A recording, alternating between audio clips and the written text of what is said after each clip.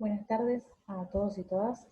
En esta mini clase virtual vamos a repasar una de las tantas obras de Domingo Bazán Campos, padre, profesor, pedagogo, estudioso.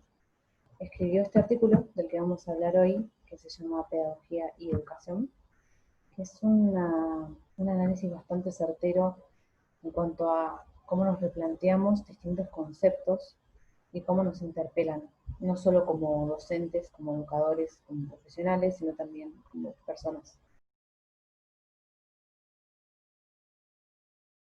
En primer lugar, cuando nosotros pensamos en qué es ser un pedagogo, pueden venir distintas respuestas a nuestra mente. Podemos pensar en, no sé, un pedagogo es una persona que estudia la educación, un pedagogo es una persona que analiza, una persona que busca un porqué, es un filósofo, es un docente.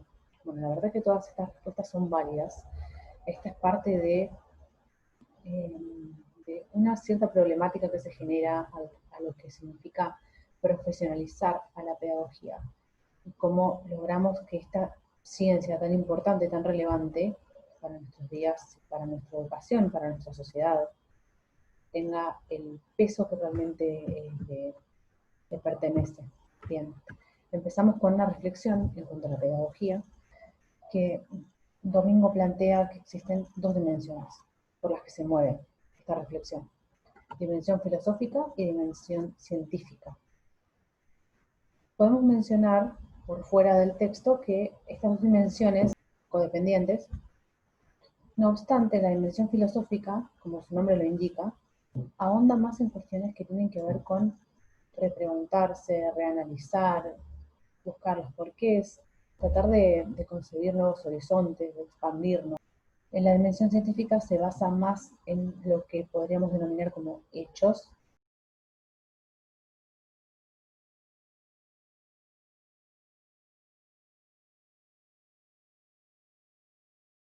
Bueno, el autor prosigue mencionándonos el concepto de educación. La educación es vista como un fenómeno complejo, multidimensional. Existe principalmente en la escuela, la institución social que actúa como la responsable mayor, la encargada de la formación de nuevos actores sociales a través de todo su desarrollo: jardín de infantes, escuela primaria, escuela secundaria, universidad. Bien, estas situaciones educativas, estos contextos, tienen lugar en el estudio de lo que llamamos ciencias de la educación. Las ciencias de la educación es humano, podemos obtener, podemos diferenciar tres tipos de educación: la formal, la informal y la no formal. La educación formal es, como su nombre lo indica, es el clásico ciclo de enseñanza que conocemos, es un proceso obligatorio que está delimitado, ¿no? Por el Estado, también avalado, ¿no? Porque el Estado tiene que avalar las políticas de educación, las decisiones que se toman, y para cada ciclo se expide un certificado que permite acceder a un nivel superior de educación. La educación informal es la educación que sucede por fuera de la educación formal y de la no formal. La educación informal es, por ejemplo, cuando jugamos al Scrabble, cuando jugamos a un juego de palabras o a algo que nos permite obtener cierto conocimiento, nos educa en otro sentido, que va más allá de lo estipulado por el Estado o de lo estipulado por nosotros mismos. Eso tiene que ver mucho con la tercera categoría, que es la educación no formal. Es un tipo de formación que queda fuera del ámbito escolar, sigue una organización, un plan, una regulación, pero no está reglada por el Estado. Es una formación, digamos, complementaria. Bien, supone la transmisión de conocimientos, habilidades útiles para que nosotros podamos integrar a nuestra persona mejor en la educación. Bien, puede ser impartida por grupos, organizaciones. Como ejemplo, podemos poner una clase de inglés particular. Eso podría ser parte de una educación no formal.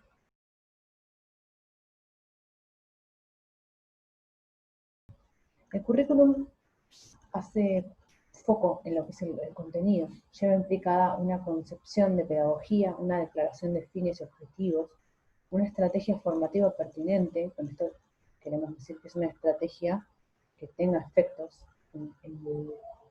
a quienes deseamos nosotros interpelar, y procedimientos tecnológicos de planificación y evaluación.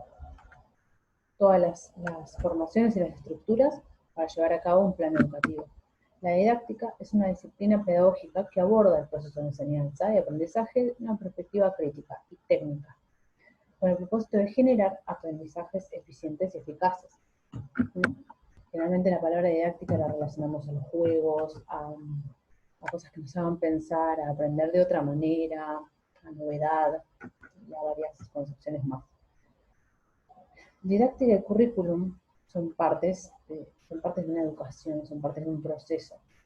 El proceso en el aula con una intencionalidad educativa. Siempre está bueno que tengamos en nuestra mente resonancias como qué, para qué, cómo, a quién, qué enseño, para pararnos desde distintos puntos frente a una misma situación, frente a un contenido, repensar, ¿por qué voy a ver este contenido? ¿A quién le voy a explicar esto? ¿A quién me estoy dirigiendo? ¿Por qué? ¿Cómo lo voy a hacer? ¿De qué manera? ¿A través de un video? ¿A través de una videoconferencia? ¿A través de un audio? El otro nos trae territorio. El otro nos trae territorio. Es una afirmación que nos hace repensar a la otredad. Siempre, por lo general, vemos a esto otro como algo ajeno, algo complicado, algo que es otro tema, harina de otro costal, diríamos. El otro, en cambio, en vez de verlo de esta manera, deberíamos tratar de no de incorporarlo ni absorberlo, sino de tratar de siempre aprender, de sacar algo positivo de ese territorio nuevo, de esa otredad. Siempre podemos incorporar nuevos modos, nuevas maneras, nuevos conceptos, nuevos contenidos. Como reflexión final de este texto, una de las tantas reflexiones finales, es interesante pensar en cómo educamos, para quiénes, con qué método. Realmente cuando hablamos de, bueno, el aparato educativo, el sistema escolar, se trató siempre desde un principio de homogeneizar, es decir, de generar una masa común de pensamiento y de valores. Como hoy en día todo esto se está resquebrajando, como hemos visto en el texto de Metelo, como él reflexiona. Y qué difícil es educar en la diversidad, qué difícil es formar para y por la diversidad.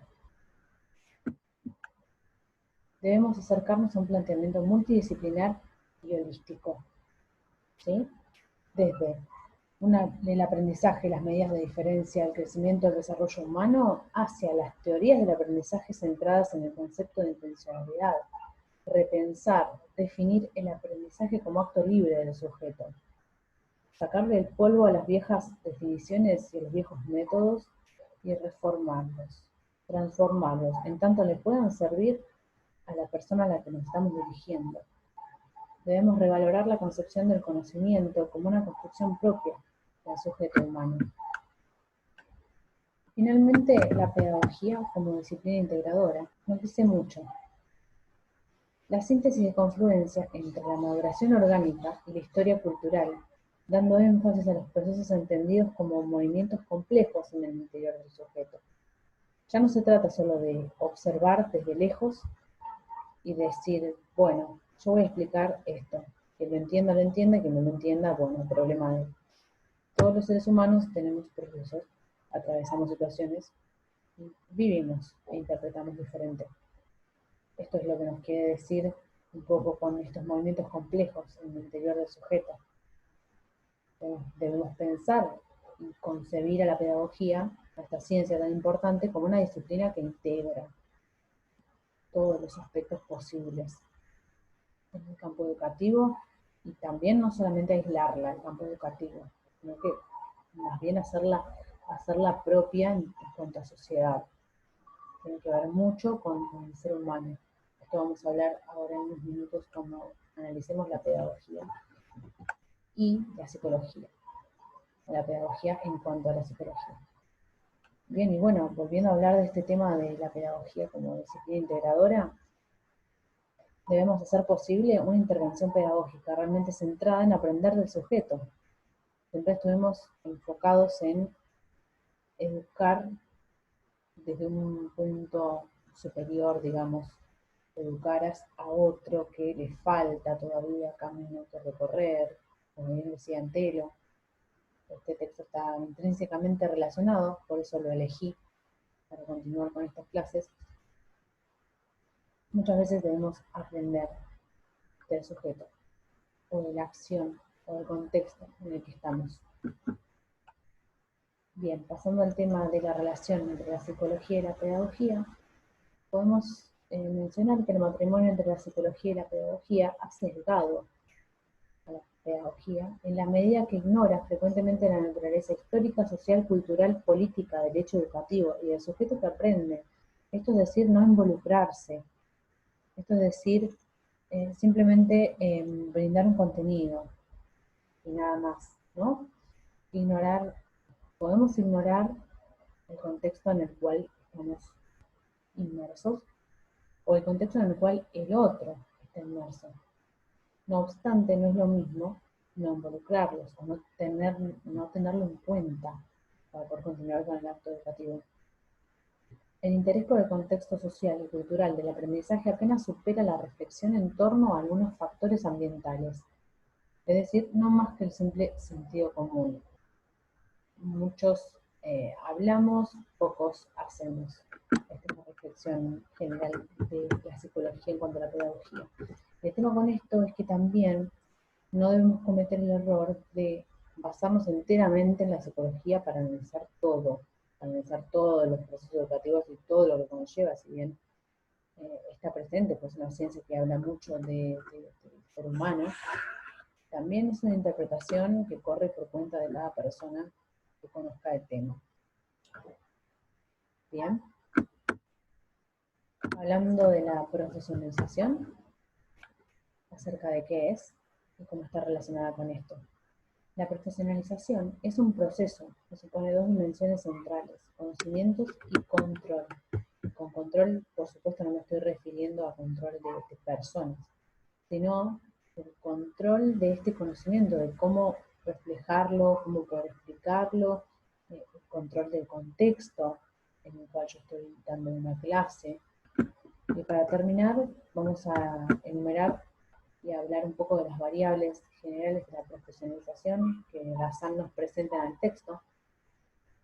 Estos son unos puntos ideales y breves, ¿no? Acerca de una problemática más compleja, pero bueno, en general, para uno poder obtener esa profesionalización, para uno ser profesional, ser considerado también, que no es lo mismo ser profesional que ser considerado un profesional. Tenemos en cuenta estos puntos.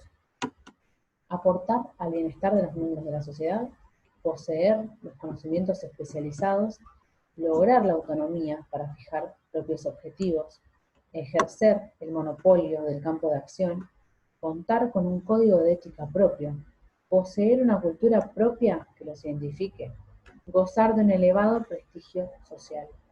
Bien, con todas estas variables es que Bazán más o menos delinea cómo es que uno puede llegar a apropiarse de esta profesionalización, hacerse cargo y hacerse carne de esta profesionalización, ser considerado. Bien, algunas resonancias que podemos mencionar de este texto. ¿Se trata de construir o se trata de construir? Tenemos un espacio escolar, tenemos un niño, un joven, un sujeto, una persona, un adolescente. Bien, lo ideal es combinar estas dos palabras, estas dos acciones, y poder llegar siempre a un consenso, a un avance. Debemos explicar, transmitir y pensar qué, cómo, para qué y a quién. ¿Qué enseñar? ¿Somos individuales o el otro nos trae un territorio? Otro territorio, el cual debemos mirar con varias lupas, en realidad. Bien, cómo tratar con este tema de la diversidad, cuando de la educación lo que siempre se buscó fue homogeneizar y que todos aprendan lo mismo, al mismo tiempo, de la misma manera, y que todos realicen ese camino que en un momento parecía tan simple, tan sistemático, hoy eso parece tan lejano. Así termina este encuentro de prácticas profesionalizantes 4. Gracias por haber estado ahí y haber escuchado. Cualquier consulta estoy a disposición, consultas al mail o al classroom que tenemos con los colegas.